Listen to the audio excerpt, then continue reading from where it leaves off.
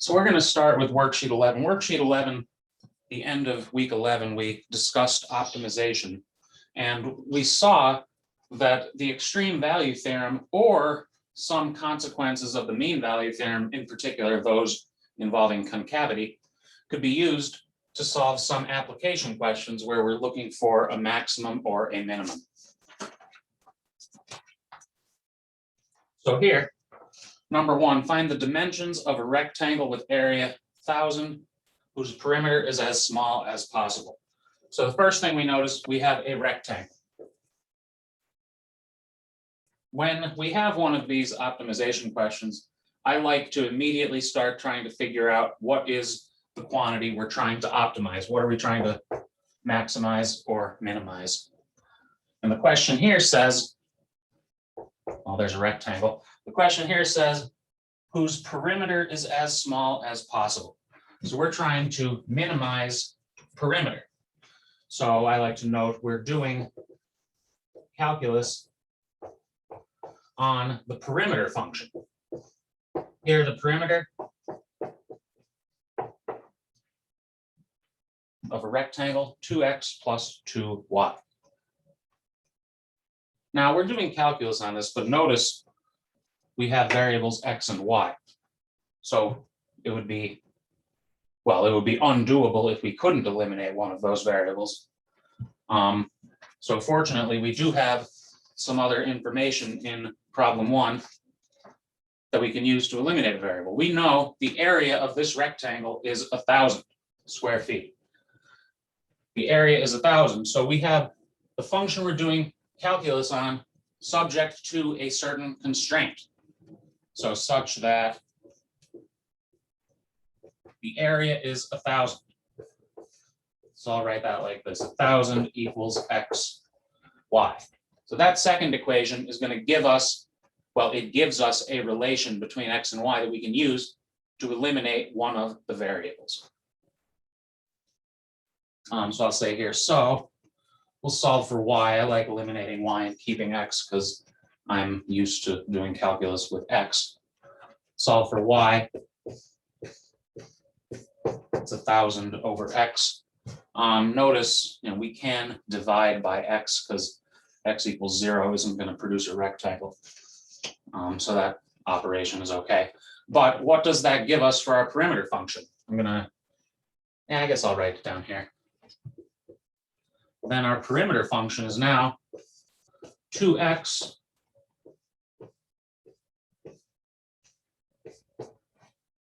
let y equal 1,000 over x. If y equals 1,000 over x, then we have this 2x plus 2 times 1,000 over x, which is 2,000 over x. And now this is a function of one variable. Are there any questions in turning our perimeter function into a function just of x?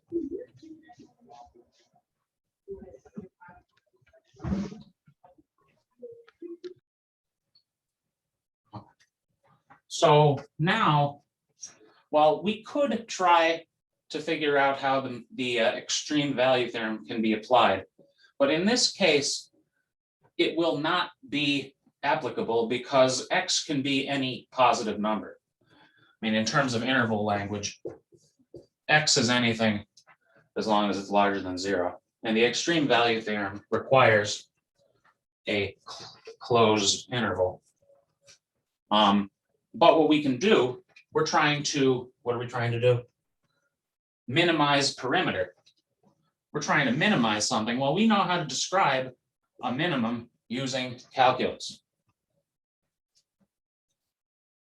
At that minimum, the function is decreasing on the left, increasing on the right.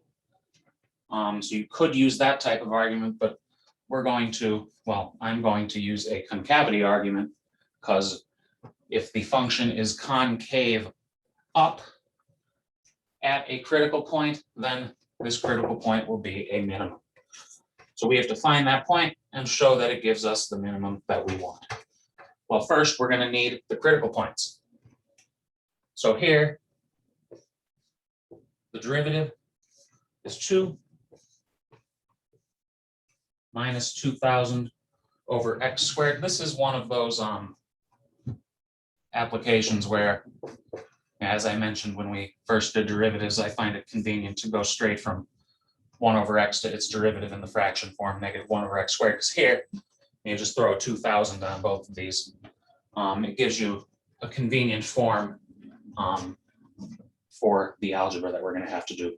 So the derivative of 2,000 over x is negative 2,000 over x squared. Now, we want where this is 0, where it's undefined. Now notice it's undefined when x equals 0. And again, that's not going to produce a rectangle, so we don't even have to consider when it's undefined. I'm not even going to write that. But we do need to find where it's 0. So let's solve this equation. 2 minus 2,000x equals 0. This I'll keep going down here. So 2 would equal 2,000 over x squared. And I'm going to go to the other side of the board now. Solve that for x, multiply both sides by x squared. Divide by 2. Solve this for x, so take a square root. We need only the positive square root since these are sides of a rectangle. So x equals the square root of 1,000, which you are certainly welcome to leave like that, but you could also pull out a root 100 from that. Either form is fine with me. So we have here the critical point for the perimeter function. And at this point, I always like to go back to the question and remind myself what's being asked. Well, any questions about finding x equals root 1,000 or 10 root 10?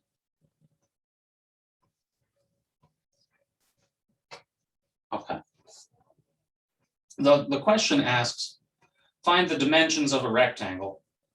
Well, so for the dimensions, we're going to need the y value.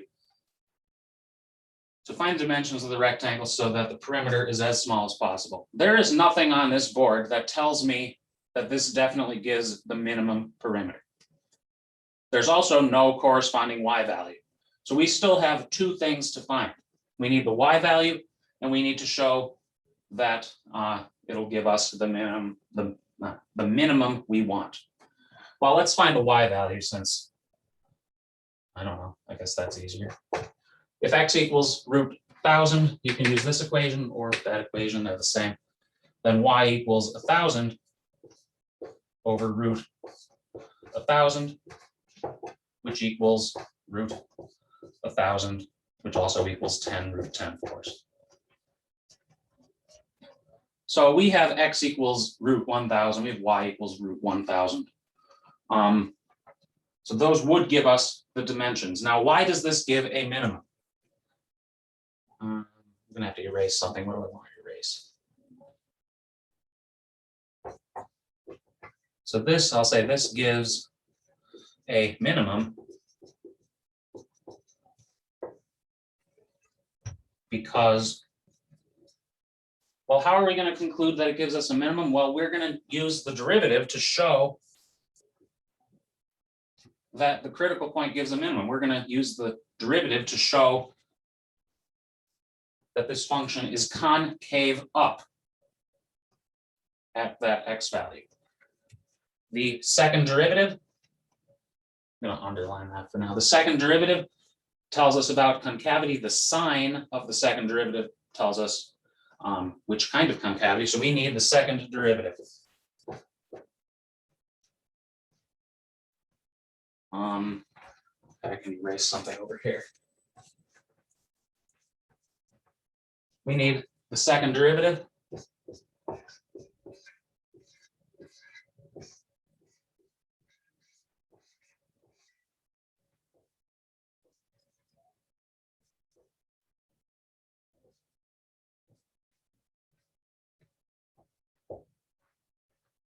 The second derivative, 4,000 over x cubed. Now, where did that come from? well, in a moment.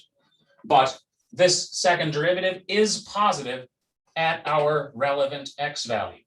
Since it's positive, the function is concave up, which means through the critical point, it's concave up. That means the critical point will correspond to a negative. So this does give a minimum as we wanted, because the second derivative is positive at that point. So the critical point will be a minimum.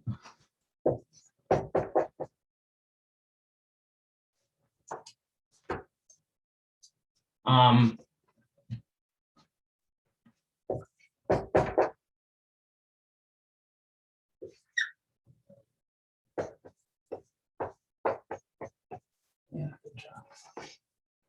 2,000. Now, why is that second derivative that fraction? Well, I've done these for a few years now, so I would go straight from fraction to fraction. But to get there is another power rule argument. First derivative is 2 minus 2,000x to the negative 2. The derivative of that is 0 plus, well, the power rule on x to the negative 2, negative 2,000 and negative 2 make 4,000. And then you have x to the negative 3. So you do get that 4,000 over x cubed.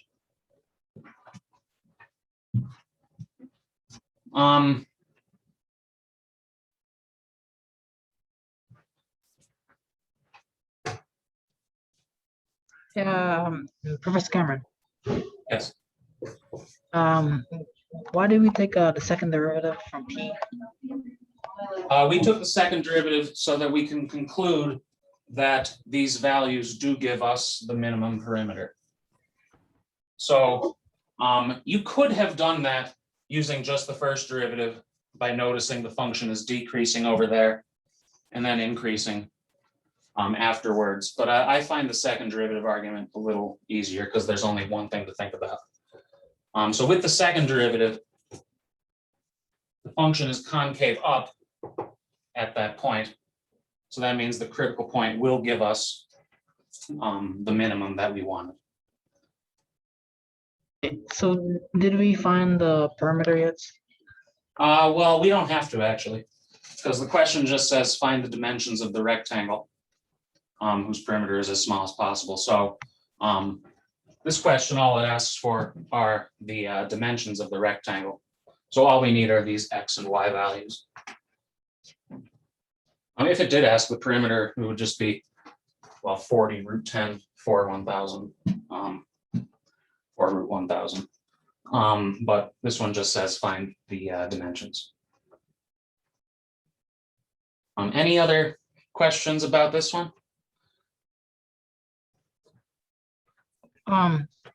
So for the y, I got 1,000 divided by the square root of 1,000. But does that equal the same thing? Yes, it does. Because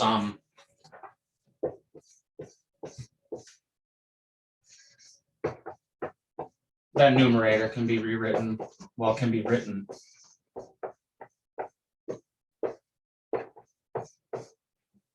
the 1,000 in the top is root 1,000 times root 1,000.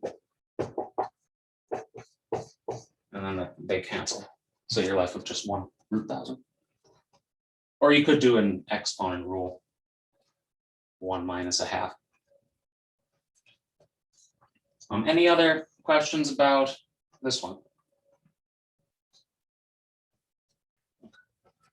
This question, number 1, was a special case of a question we covered in the lecture,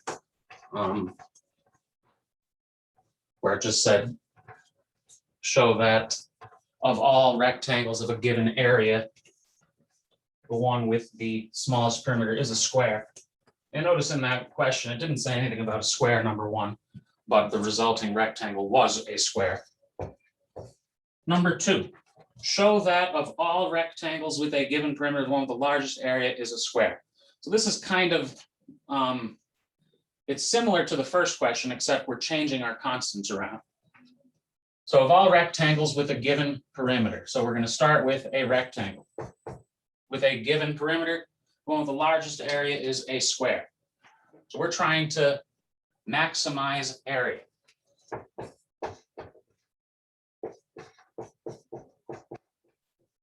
We're trying to maximize area, so we're doing calculus on an area function. So let's write that correctly. Area of a rectangle is xy.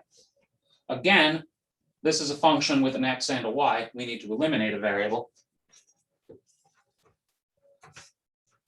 But fortunately, we have some information.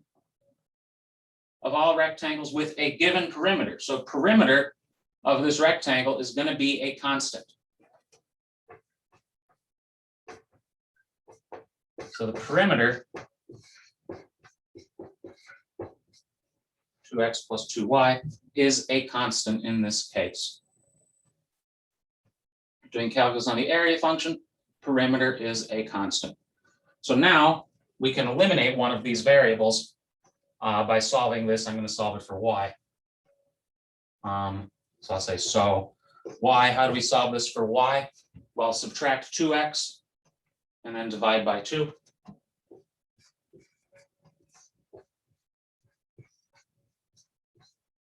So you get a half p minus 2x. And I am actually right now just going to distribute that because, well, we're eventually going to have to do it anyway. So p over 2 minus x.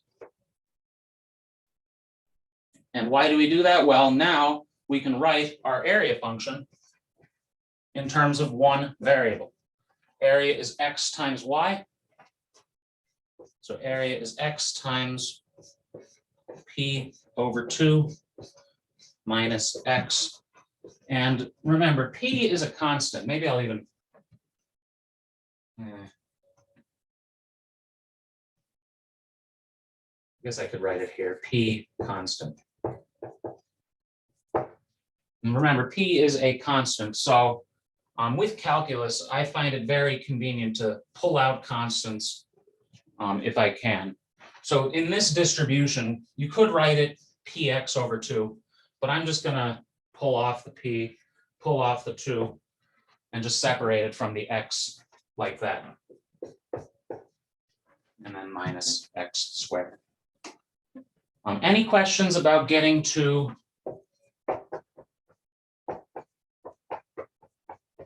our area function in terms of one variable? Yeah. So I don't understand how from the p equals 2x plus 2y. I don't understand how I got to the next step. So here we solved this equation for y. So subtract 2x. Solve it for y, subtract 2x.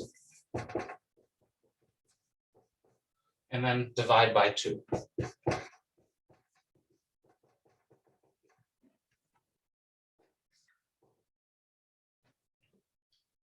And then I distributed that 1/2 through.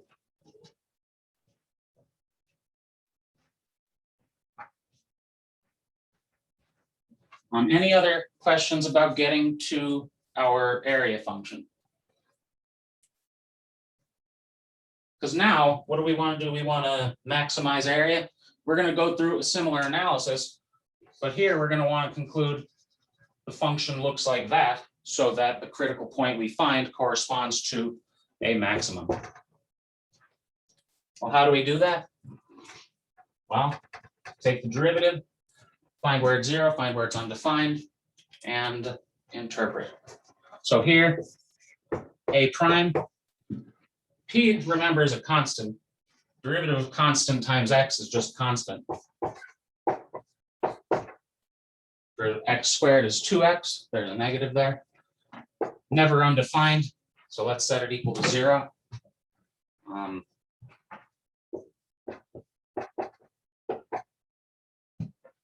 Bring 2x to the other side, divide by 2. So we have here x equals p over 4. And we will suspect that x equals p over 4 gives us what we want. Any questions about getting x equals p over 4? Yeah, when exactly do we know when to find the derivative of like area? Well, because we want to find the maximum of area. And we can interpret maximum and we can interpret minimum conveniently using the derivative. Because a maximum could occur where the derivative is 0, and a minimum can occur where the derivative is 0. So how do I know if something is a maximum or a minimum? Because both of them like zero. Yeah, well, right here, there is no reason to believe this is a maximum versus a minimum. So right here, all we did was find the critical point. It could be a maximum or a minimum. So what we need to do is show that this maximum case does occur. And I like to do that using a concavity argument, because the concavity of these two curves is different. You could do an increasing, decreasing argument, but again, I like the concavity argument more. So what did this question want? This one wanted a maximum, right? Yeah, so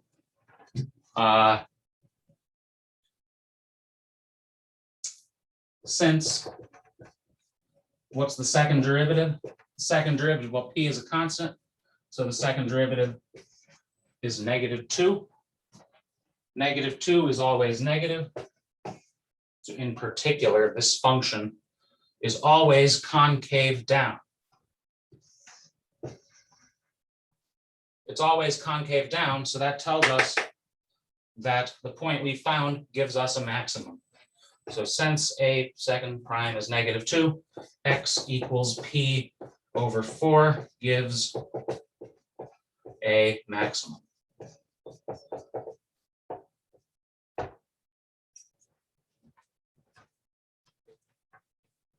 So we showed that that gives us a maximum. Then we go back to our question and make sure we answer the question that's being asked. Show that of all rectangles of a given perimeter, the one with the largest area is the square. Well, we found when we'll get a largest area, but did we conclude that that is a square? Well, not entirely. It will be a square when all of the sides are the same.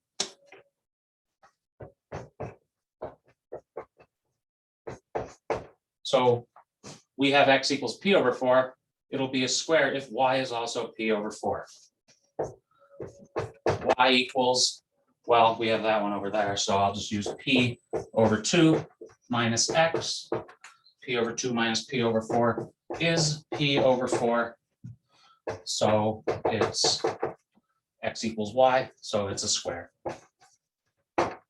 So we showed area is maximized when it's a square. Any questions about this one?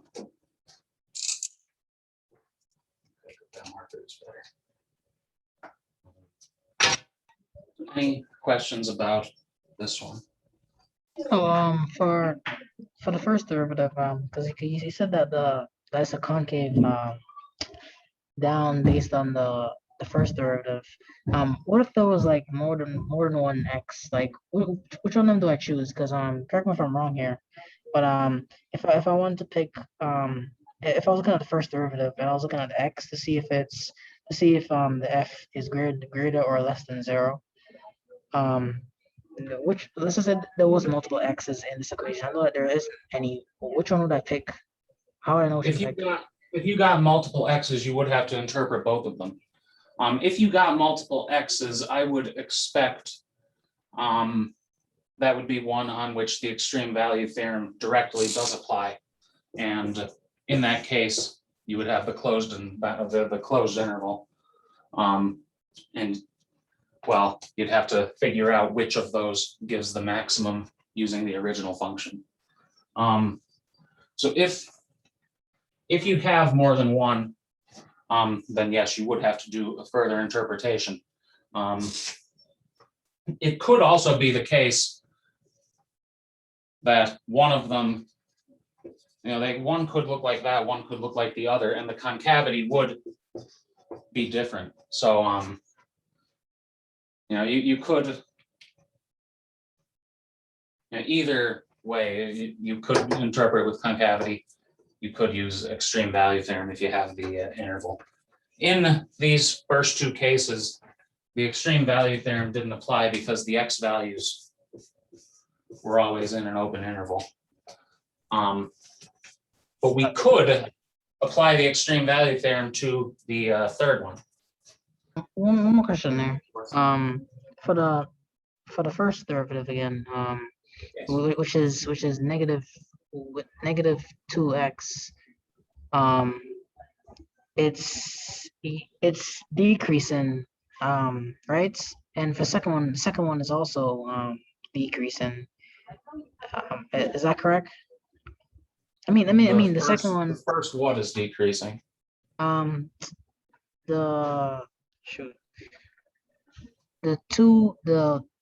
negative 2x in the first derivative, it's less than 0.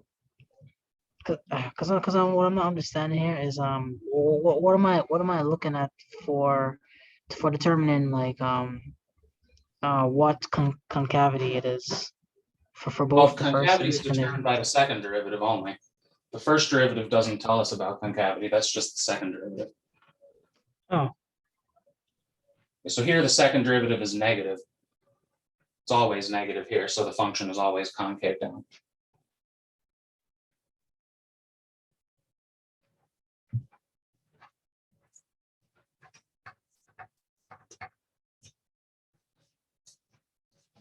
Any other questions about problem 2?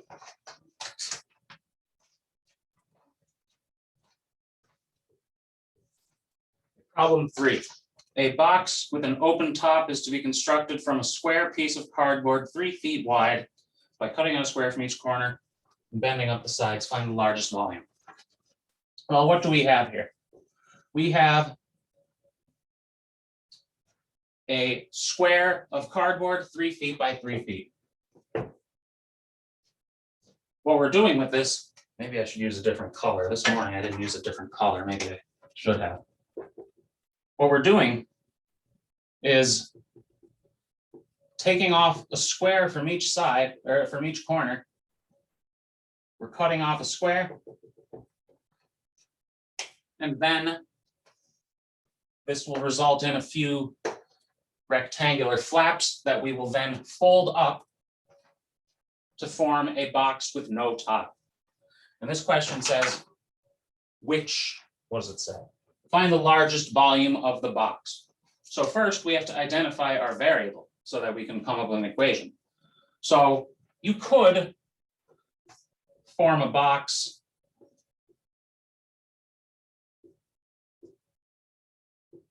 with a relatively small square cut out. You could also form a box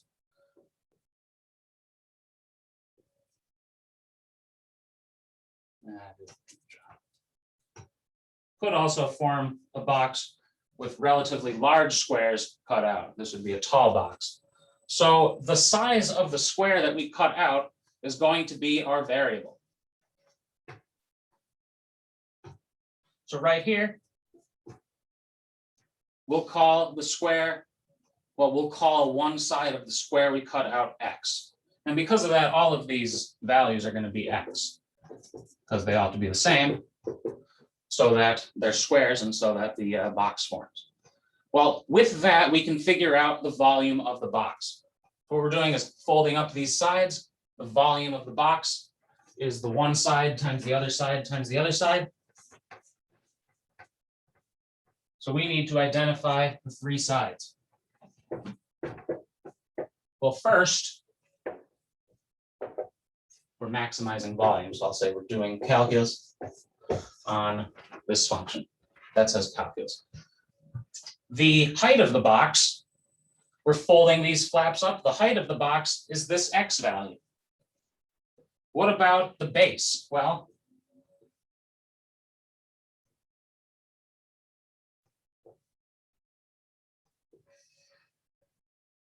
the base is given by that shaded in, well, I guess it's not shaded in, that outlined square.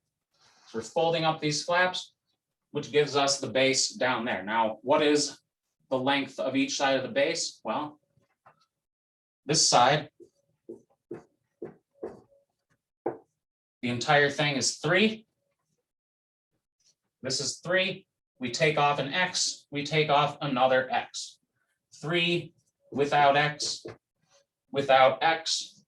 is 3 without 2 X's, also known as 3 minus 2X. And similarly, for the other side of the base, you get a 3 minus a 2X because it's a 3 without those 2 X's. So the volume of the box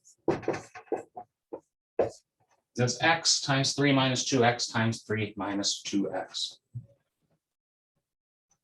Any questions about getting the equation for that volume?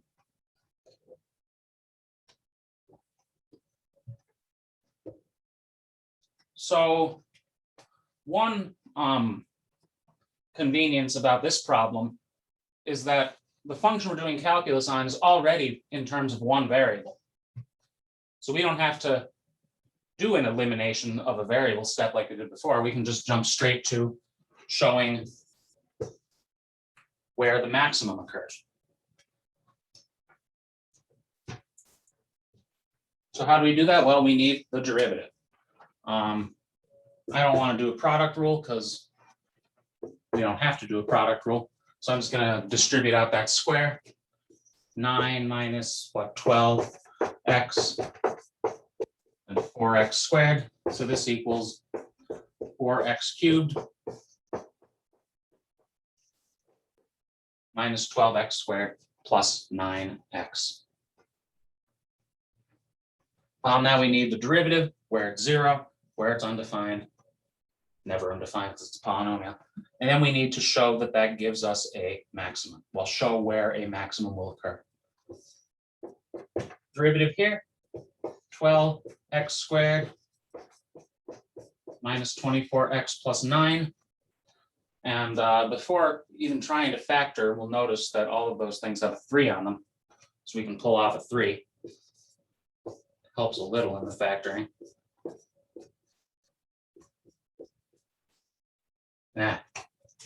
3 times 9 is not 9.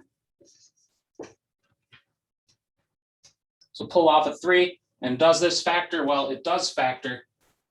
On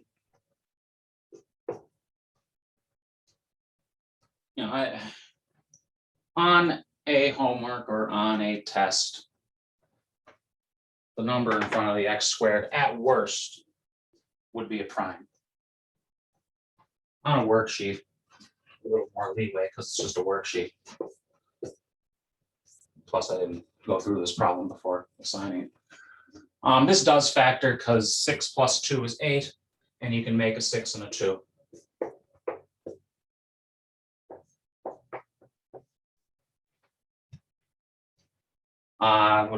We get 4x squared from that. We get the 3 from that. 2, negative 2, and negative 6 make negative 8. And when is this 0? Well, this equals 0 when x is a half, or when x equals 3 halves. Well, look at that. Now 2 numbers did show up. 2 numbers did show up. Only one of them matters. Any questions about finding these 2 values?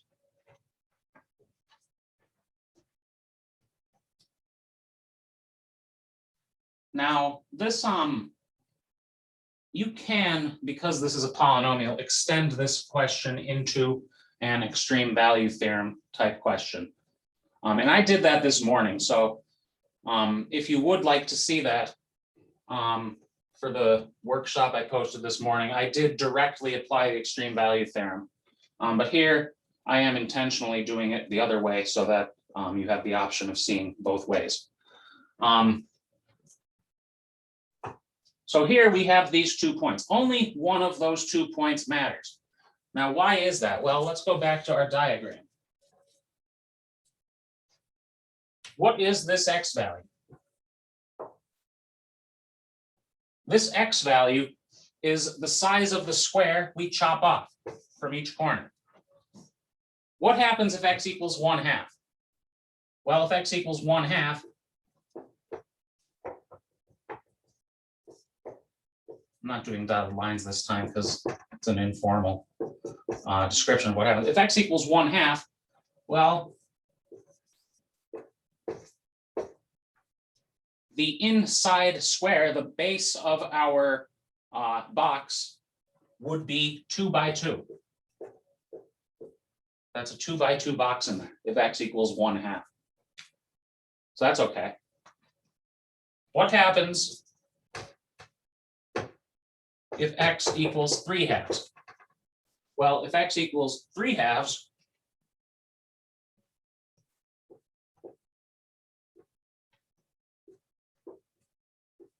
what happens if x equals 3/2? Well, you chop off 3/2, you chop off another 3/2, what are you left with?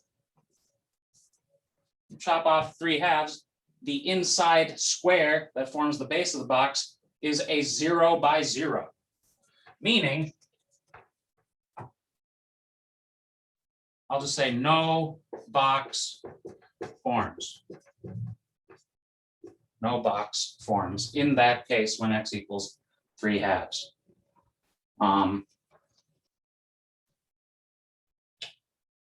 What's a way of saying that in terms of the construction? What does the construction say? A box with an open top construction, a square piece, cutting out a square. Well, if you cut out a 3/2 by 3/2 from each corner of the square, well, you just have 4 squares, and they aren't going to form a box if you fold them up. So x equals 3/2 doesn't form a box. So that tells us it is not in our domain, which means it is not a relevant value as far as this box formation is concerned.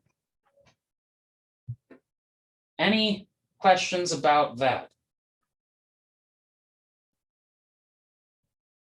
Now, from all that, you would expect x equals 1/2 to give us the answer we want, and it will, but we have to show that.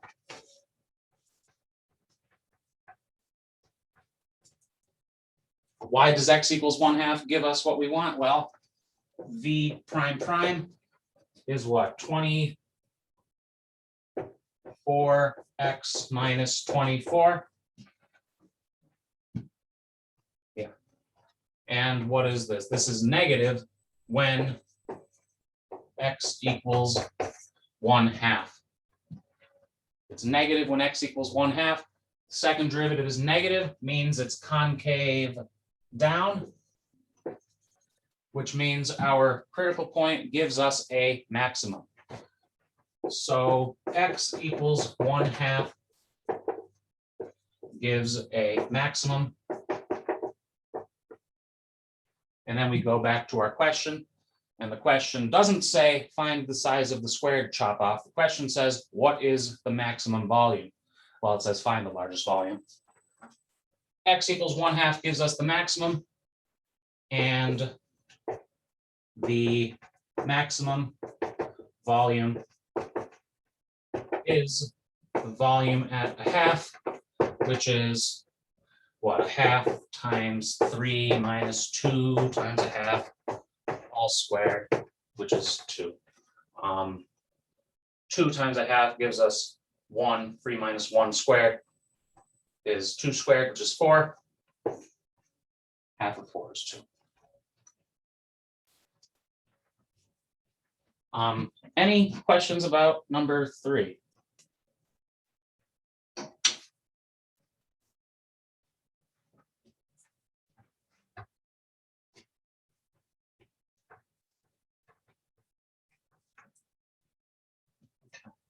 Now, number 4, I am going to put off till next week because I want to go through worksheet 12 this week. For worksheet 12, we started a discussion of integration. We had indefinite integrals, which give a family of antiderivatives, and we had definite integrals, which measure area between a curve and the x-axis. And why do they have such similar notations? Well, you'll just have to wait until next week to figure that out. But here, for worksheet 12, we have some integrals. Now, an indefinite integral gives a family of antiderivatives. And antiderivatives have rules similar to the derivative rules. Now, you'll notice that the antiderivative rules, which I recorded as indefinite integrals, there are fewer than our derivative rules. And that's because the process of finding an antiderivative is much more complicated than finding a derivative. Finding a derivative, we, pretty much 2 weeks in this semester, we discussed finding derivatives, and those 2 weeks gave us methods to compute pretty much every derivative possible. But here, we have only a few antiderivative rules. Why is that? Well, much more complicated. If you take Calc 2, about half of the semester is spent learning ways you can find certain antiderivatives.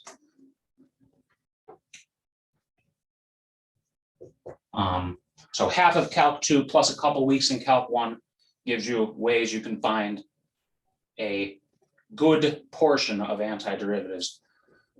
It's much more complicated than derivatives, where 2 weeks in Calc 1 gives you everything you need. But here, we're going to study these rules, these 13 rules. And we have a few questions on them in 1, 2, and 3. First, evaluate each indefinite integral. 4x cubed negative 3x negative root x, which I'm just going to write right now as x to the half, plus 3 dx. So,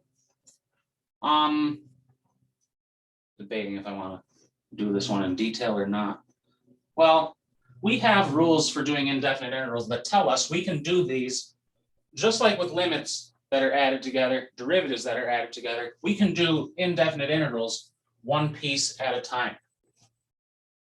So let's do that. Well, let's do that, and let's do something else. Also with limits, so this board is, I need to clean this board after this class. Also, with limits and derivatives, when we had a constant out front, it was convenient. What was convenient was the ability to pull out a constant and just worry about the x's. We can do that here as well. In other words, this integral splits into 4 integrals.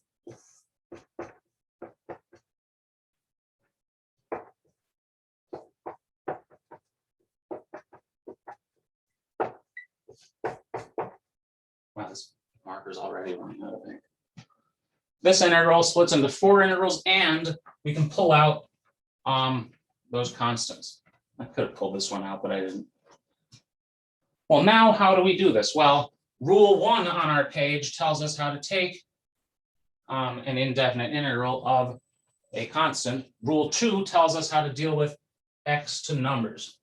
So the power rule for indefinite integrals for antiderivatives tells us we add 1 to the exponent and we divide. So we have this 4. 3 plus 1 is 4. So we first divide by that 1/4 and then take x to the 4th.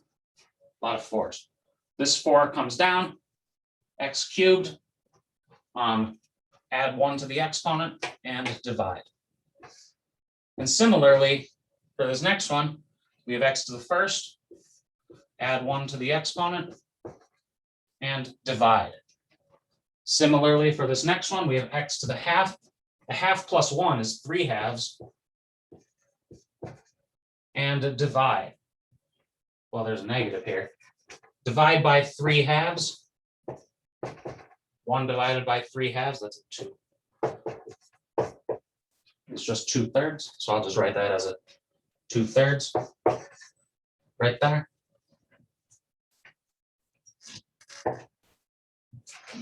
And then this last one, we have our constant rule, the first rule, which says an antiderivative of 3 is 3x. And the indefinite integral gives a family of antiderivatives. And that family is a bunch of functions up to a constant. So when we have an indefinite integral, this constant c tells us, well, there's not just one function whose derivative is that. All of these functions that differ by a constant have that derivative. And let's combine these numbers. 4 times a quarter is 1. So x to the 4th, 3 times a half, 3 halves.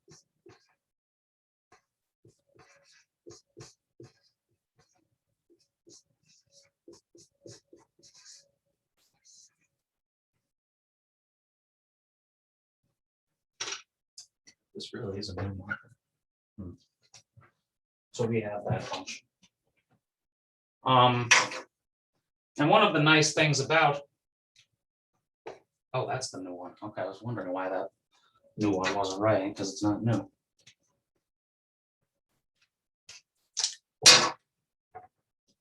So any questions about, the nice thing, as I was saying before I got distracted by the marker, is that we can check our answer by taking the derivative of this. You take the derivative of this, you'll get that function up there. And if you don't, well, there's a mistake. What's the derivative here? 4x cubed. -3 halves times 2x does give us -3x. Power rule on this, 3 halves and 2/3 cancel. You get x to the half, and the derivative of that is 3. So any questions about whatever that one was? 1a.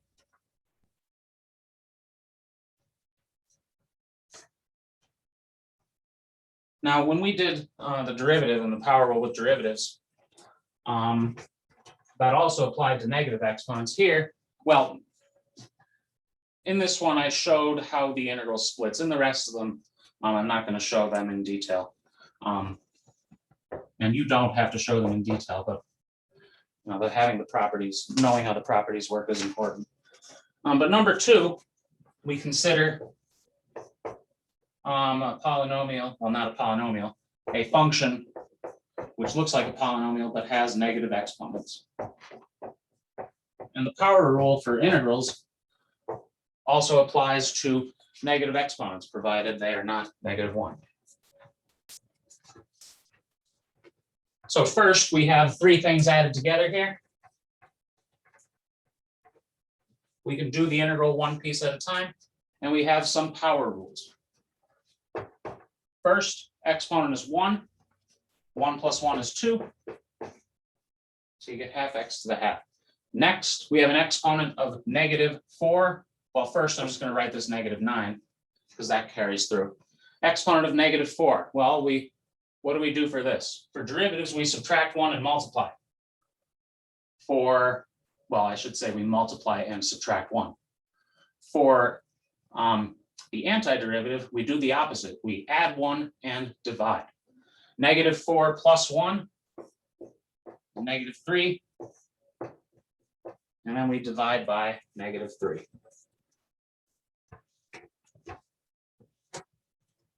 So you have the -9, 1 divided by the -3, x to the -3. And then for the last one, well, we have exponent -11/5.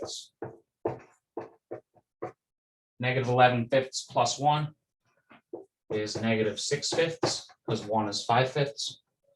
So we get x to the -6/5 divide by -6/5, which is the same as multiplying by -5/6. It's an indefinite integral, so we need our constant. And then I'll just write this combining the 9 and the 3.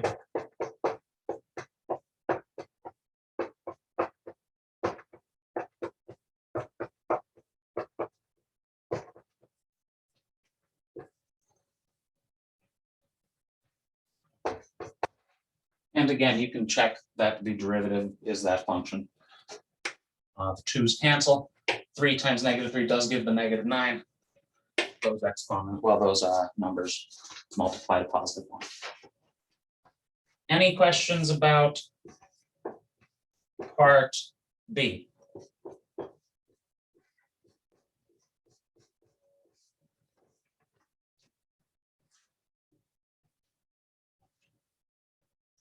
Okay.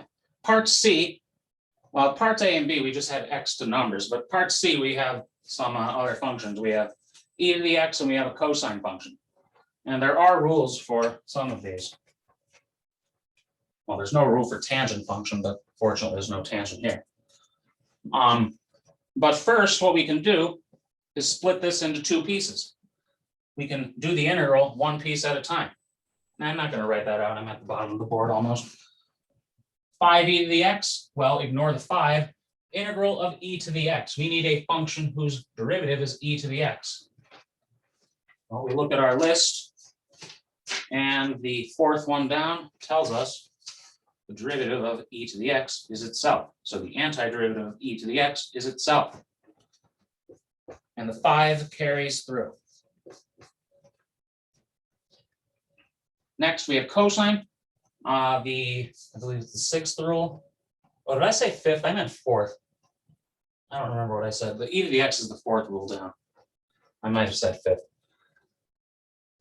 The 5th rule tells us that an antiderivative of cosine is sine. Another way of interpreting that. And with sines and cosines, I always like to interpret it just using the derivative and then adjusting the sign accordingly. Meaning, for one like this, I like to get to this step and then take the derivative here to be sure that the sign on the sign matches. Because derivative of 5e to the x, well, that's just 5e to the x. Derivative of sine is cosine. So these signs, these positive signs do match up. More on that in 2b.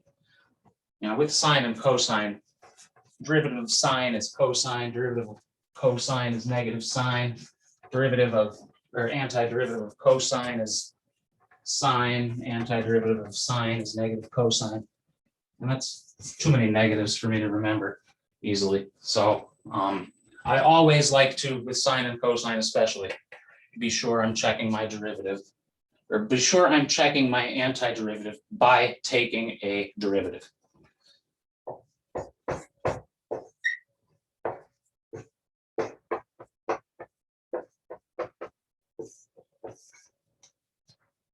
Any questions about C?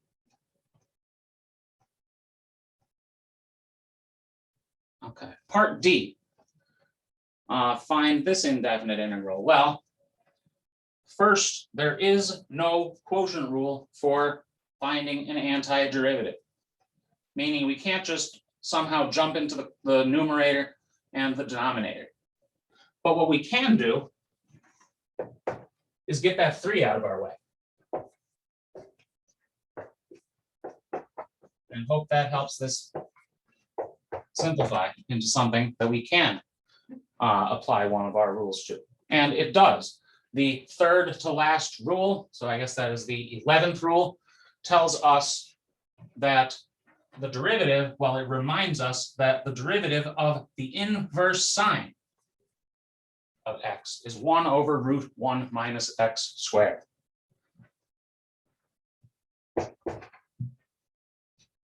Well, there's also a 3 there, so we need the 3.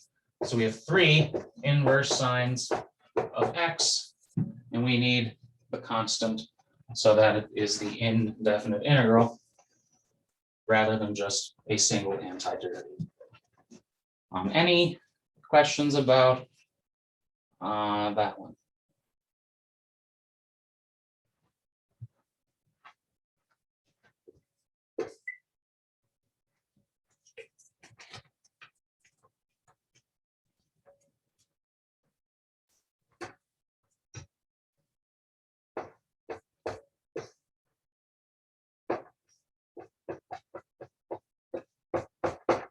part E, integral of 1 over 1 plus x squared. Well, again, we can't just, well, I will just say right now, equals,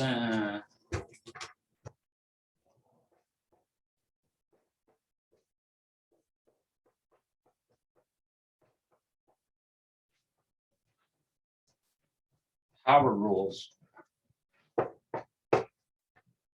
plus C. Those are not equal. Where did this come from? Well, it came from applying a power rule type thing to each piece. But we can't do that because we have a quotient. Integrals can't just jump into quotients. We have only these rules that we can follow for indefinite integrals for antiderivatives in general. Right here, the 12th rule on the list, the 5th on the second page, the second to last rule, tells us, reminds us that the derivative of the inverse tangent function is 1 over 1 plus x squared.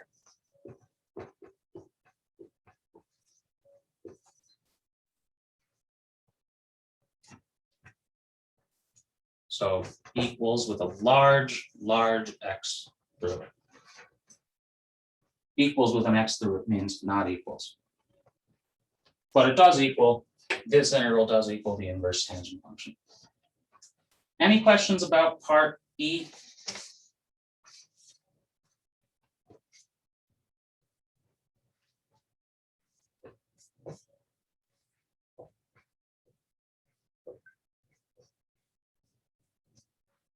Part F, integral negative secant squared.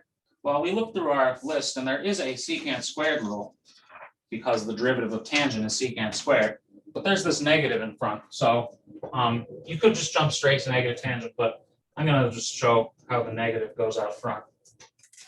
So that negative is a constant. We can pull it on the other side of the integral. And then a rule applies directly to this integral because the derivative of tangent is secant squared.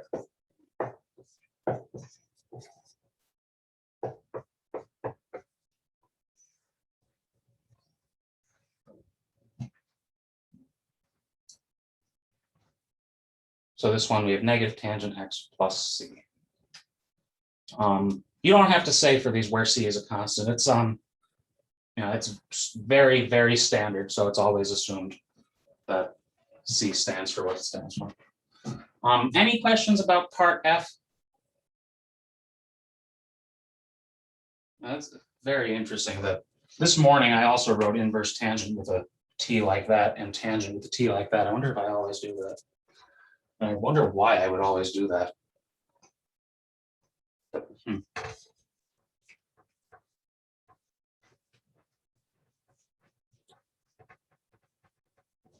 Now, sometime in college, I decided to draw most of my t's like that because that looks too much like a plus sign. It took me probably 2 years to get used to drawing t's like that. So if you want a nice 2-year project, well, there you go. Part G. X cubed negative 2x squared negative x positive 3 all over x squared.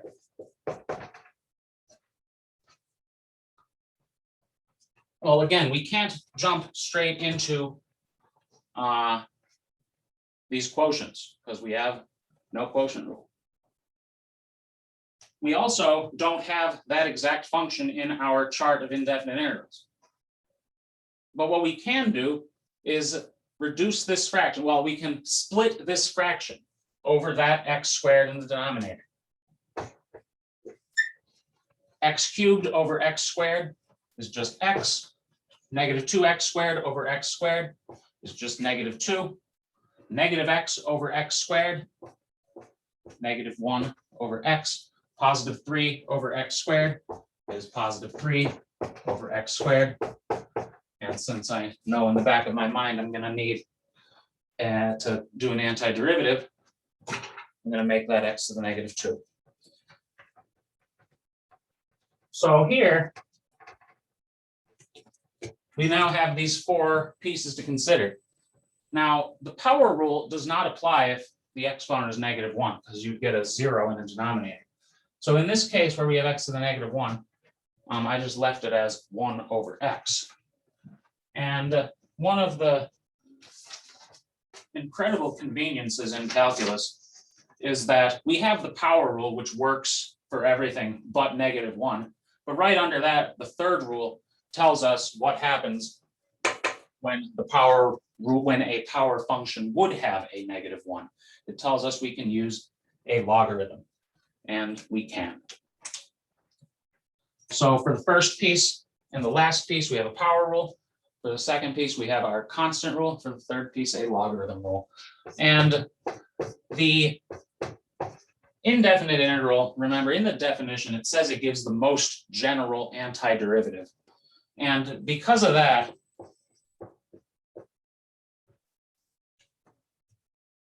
the logarithm, the 1 over x rule, throws out an absolute value of x because, well, with the definition of absolute value of x and the chain rule, if x is negative, the derivative of log x would still give us that quantity.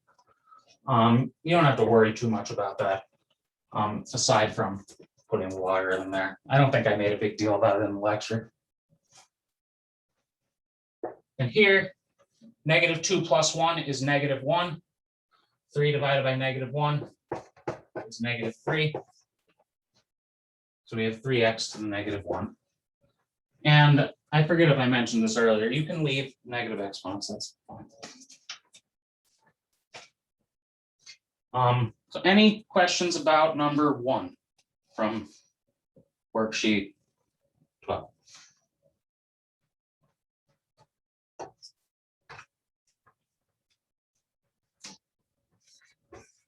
Okay, so number 1 said find some indefinite integrals. When I took calculus, I found the distinction between indefinite integrals and antiderivatives a little unclear. But just remember, the indefinite integral gives an antiderivative, but it actually gives all antiderivatives because a theorem we had said they all differ by a constant. An antiderivative is just one such function. And in number 2, that's what we asked for. Number 2, yeah, okay, I'll write it down here.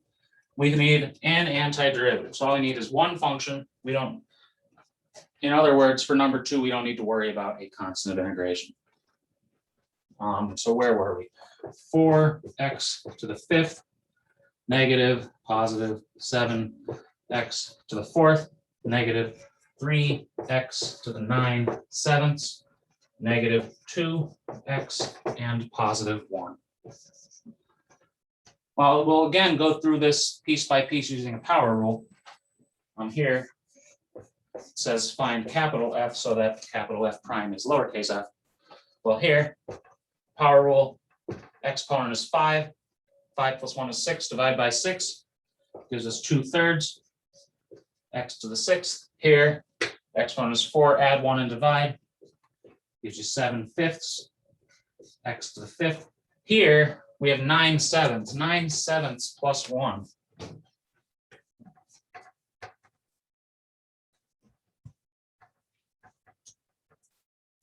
Nine sevenths plus 1. 9/7 plus 7/7, 16/7. So we have here an x to the 16/7 divided by 16/7, which is times 7/16. Negative 3 times 7/16, negative 21/16. And then for these last two, another couple power rules.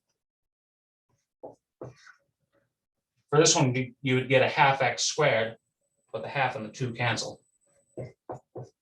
Plus x. And here, it's not an indefinite integral, so we just need the one function.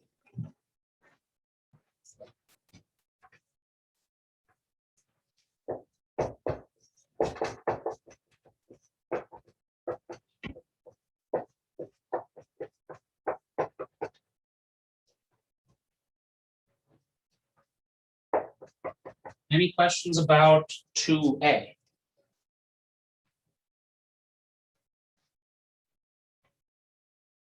Okay, 2B. 2B, we have some trig functions. We need a function whose derivative is sine. Well, does this work? Cosine. The derivative of cosine is negative sine. That doesn't work. So we'll throw a negative on there. Derivative of cosine is negative sine, and the negatives cancel, giving us sine. Over here, we need a function whose derivative is the negative cosecant cotangent. Well, derivative of cosecant is negative cosecant cotangent. So for the trig pieces, the derivative here gives us negative sine, negative cosecant x cotangent x. And then I threw pi here. Pi is a constant, so rule 1 would apply to that and give us pi times x. The derivative of pi x is pi.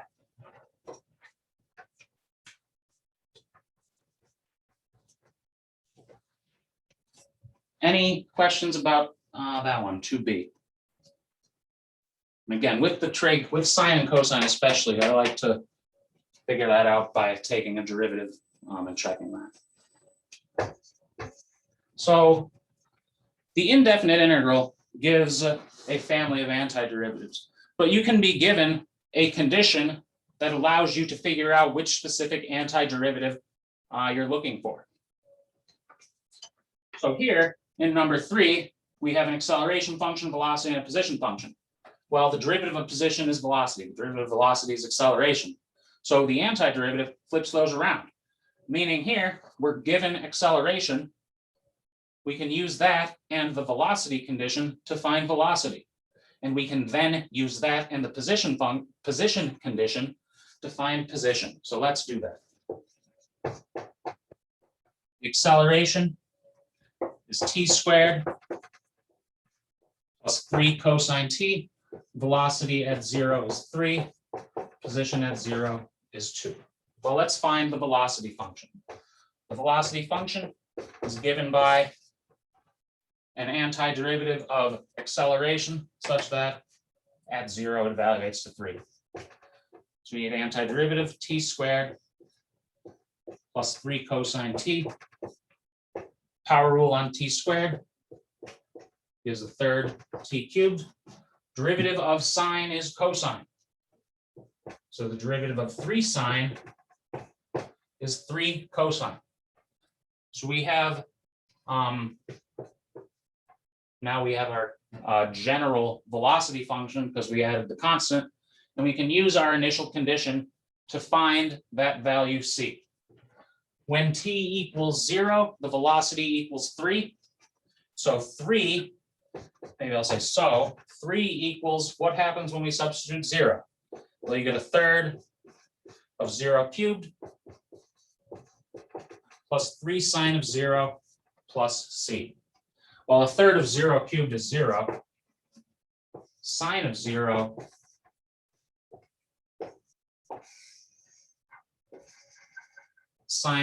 is over here. It's the y value. Sine of 0 is 0. So you get 0 plus 0 plus c. 3 equals c. So c equals 3. Well, if c equals 3, then our velocity function is a third t cubed plus 3 sine of t plus 3.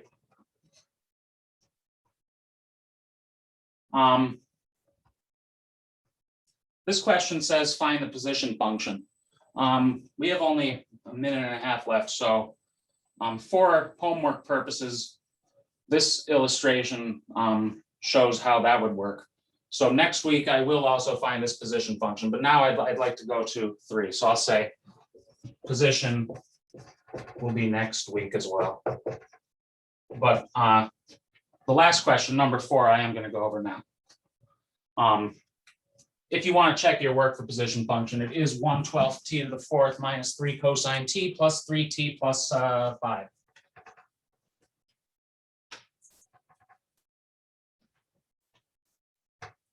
But number 4 asks about the definite integral. And for number 4, we're given a function and we can find some areas because the shapes are just rectangles and triangles.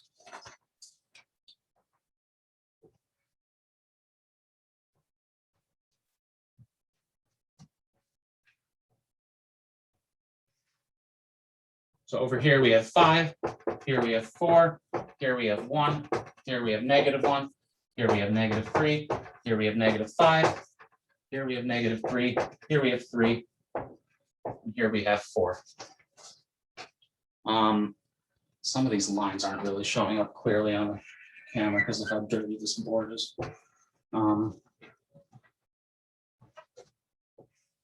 So what we can do is divide. Well, we can introduce lines that make it clear that these are all given by triangles and rectangles.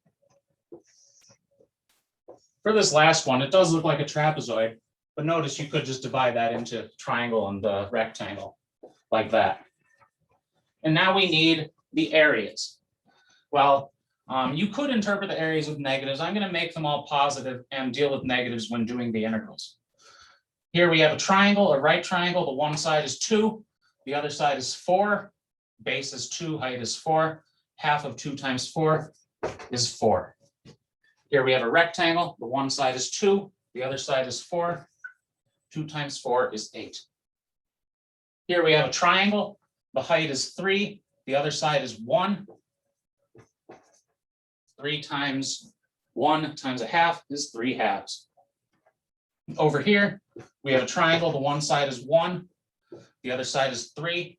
Half of 3 times 1 is 3 halves. And again, you could write these as negatives below, but I'm going to deal with the negatives with the actual integral computations. Over here, this rectangle underneath the x-axis is 3 by 3, which gives us a 9. And over here, the rectangle portion is 1 by 3, which is 3. And the triangle portion is 1 by 1. 1 times a half is a half. And now the integral, the integrals that this question asks just need to be interpreted using these areas. Part A, -1 to 1. Well, remember, the integral treats areas above the x-axis as positive, below the x-axis as negative. So from -1 to 1, we have 3 halves above the x-axis as a positive, and 3 halves below the x-axis as a negative. 3 halves minus 3 halves is 0. Any questions about part A?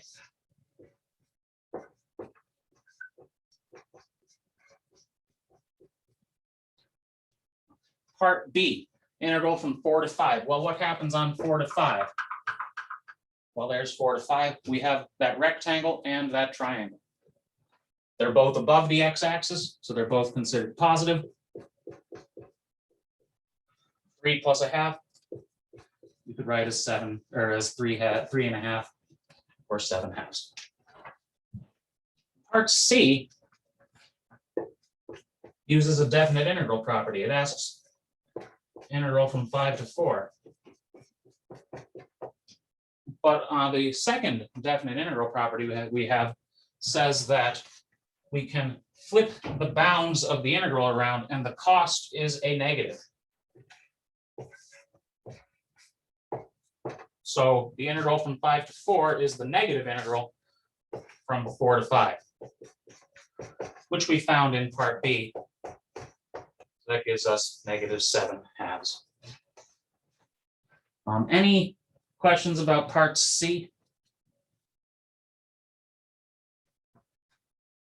Part D,